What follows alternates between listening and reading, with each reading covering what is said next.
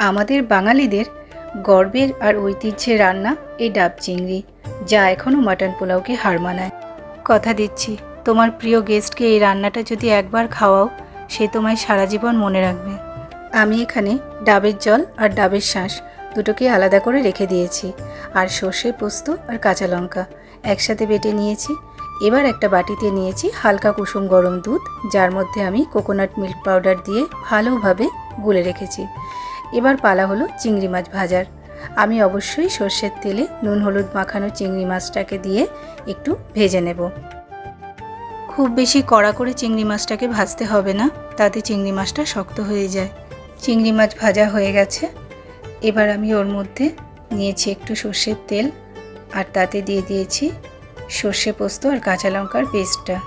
তারপর আমি ওর মধ্যে দিয়েছি একটু কাশ্মীরি লঙ্কার গুঁড়ো, যাতে কালারটা একটু সুন্দর হয়। এবার আমি ওর মধ্যে দিয়ে দিয়েছি নারকেলের জলটা, যেটা আমি সরিয়ে রেখেছিলাম। এরপর দিয়ে দেব নুন আর চিনি টেস্ট অনুযায়ী, আর তারপর আমি একে একে ওর মধ্যে দিয়েছি নারকেলের শাঁস আর চিংড়ি মাছ। এরপর বিষয়টাকে ভালোভাবে ফুটিয়ে নেব 3 থেকে 4 মিনিট।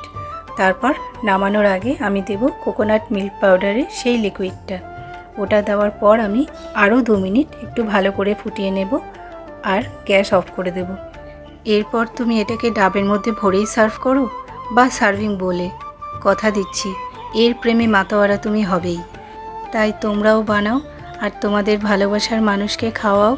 আর যদি ভালো লাগে তাহলে অবশ্যই একটা লাইক করে দিও। ভালো থেকো, ভালো রেখো। থ্যাংক ইউ বন্ধুরা।